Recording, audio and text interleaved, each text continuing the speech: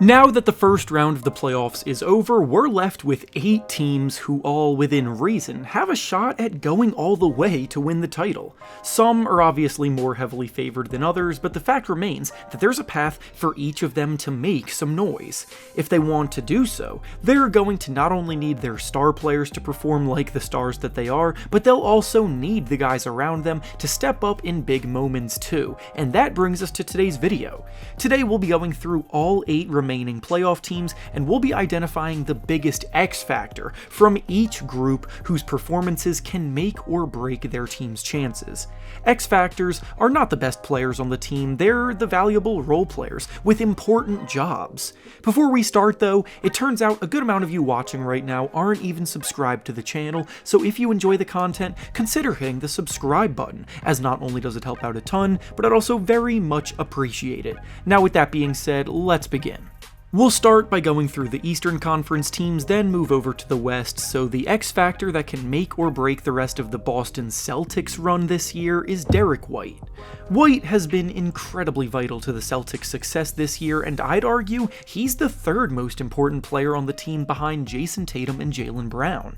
He's been outstanding on both ends of the floor, providing top-tier perimeter defense every night, then offensively, he's quick with the ball, he can attack off the dribble, and if his 3-ball is falling, then the Celtics become immensely more difficult to stop. The issue at times, though, is that he can resort to playing too passive and default to those around him, thus disappearing during stretches of games. The Celtics know that they're at their best when White is aggressive, because it opens things up for everyone else and makes the lives of Tatum and Brown easier, but that's a lot easier said than done. Against the Hawks, he averaged about 17 points, but in Game 1 against the Sixers, he scored just 4 points in the loss, and that demonstrates perfectly how important his aggressive is to their success.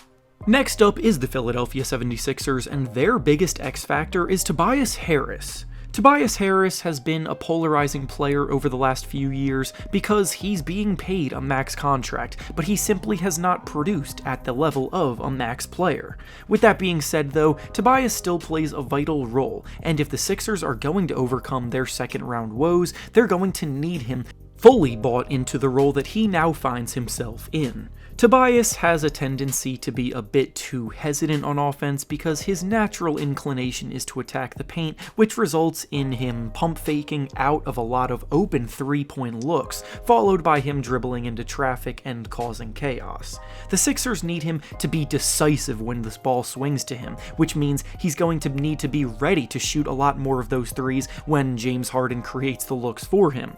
It's also not something he gets much praise for, but Tobias is actually a much improved defender, and he will be tasked with Jason Tatum and Jaylen Brown on defense quite a bit, so if he can find any kind of success in slowing them down, then it alleviates the pressure put on guys like James Harden and a banged up Joel Embiid.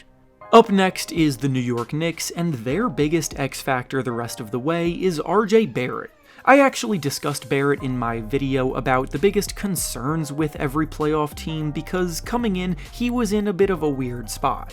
Julius Randle and Jalen Brunson handle a majority of the team's shot creation, and in terms of playing an effective role, guys like Quentin Grimes, Josh Hart, and Emmanuel Quickley are better in the secondary roles alongside them. Statistically speaking, the Knicks were also better with RJ on the bench than they were with him on the court in the regular season.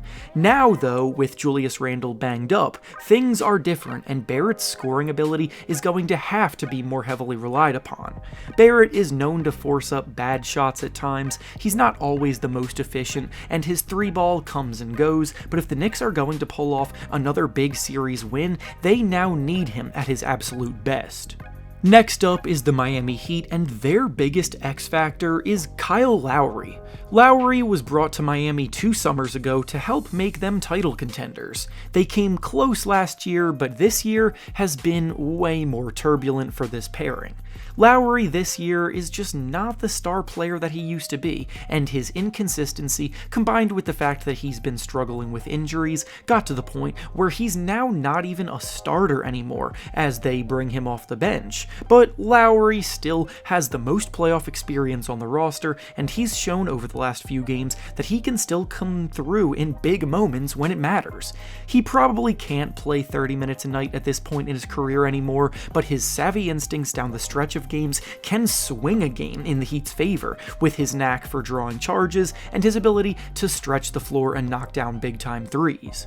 Now over to the teams in the Western Conference, the biggest X factor for the Denver Nuggets the rest of the way is Aaron Gordon. Nikola Jokic is at the heart of everything that the Nuggets do offensively. Jamal Murray has proven he can step his game up in the playoffs and create his own looks off the dribble when the game slows down, and Michael Porter Jr. is in the mix, capable of heating up from the outside at any given moment. But Aaron Gordon is the glue that holds things together, especially defensively, while his role flies under the radar. Gordon's not only an active cutter off the ball, putting himself in position for easy looks off passes from Nikola Jokic, but he also crashes the offensive glass hard and generates second chance opportunities for them. Defensively is where his importance really shines through though, because his versatility on that end is vital. He has matched up with Karl Anthony Towns in the last series, and he made Towns invisible a lot of the time. Gordon also rotates well off the ball to help out the weaker defenders around him, and his energy provides a spark that doesn't always show up in the box score. Next is the Phoenix Suns, and their X factor the rest of the way is DeAndre Ayton. The Suns made the biggest splash of the season by acquiring Kevin Durant at the trade deadline and pairing him with Devin Booker and Chris Paul, which made them the favorites in the West in the eyes of many. The issue, though, is that the Suns now don't have much depth around those guys, and if they want to perform at the highest level, then they'll need DeAndre Ayton fully engaged inside on both ends of the floor. Ayton has shown clear flashes of greatness throughout his career, but he too struggles with consistently asserting himself in games. I don't know if I'd go as far as many have, but he has been harped on by critics for being soft, and when you look at how he handles physical battles with opposing big men, I'd be lying if I said that he oftentimes comes away winning those matchups, because he doesn't. He needs to be active on the glass, grabbing rebounds, he needs to present another scoring option to help out Booker and Durant, and he can't get frustrated when the ball doesn't always swing his way.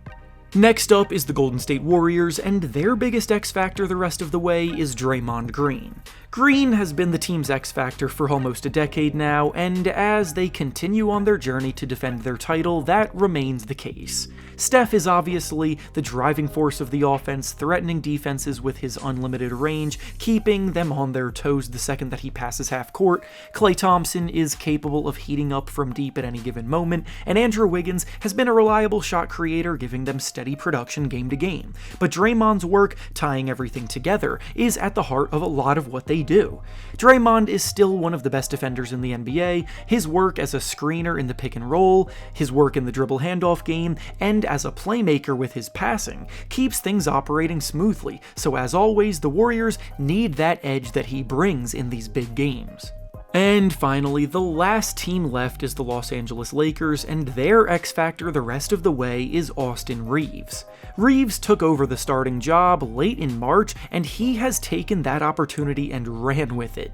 Not only is he capable of putting up 20 points every few games when the opportunities present themselves, but the best part of his game is the fact that he takes what is given to him and plays his role, whatever it may be, on any given night.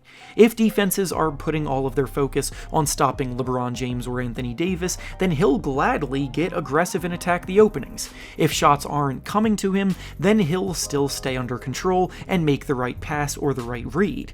He plays solid perimeter defense, he has a very high motor, and he's smart about the way he goes about things. And all of that is why LeBron James trusts him so much in just his second season in the league. And with that being said, that's all I have for you today. Make sure to like the video, subscribe to the channel, and comment down below who you think the key to success is for each of these teams. Thanks for watching, and I'll see you all next time.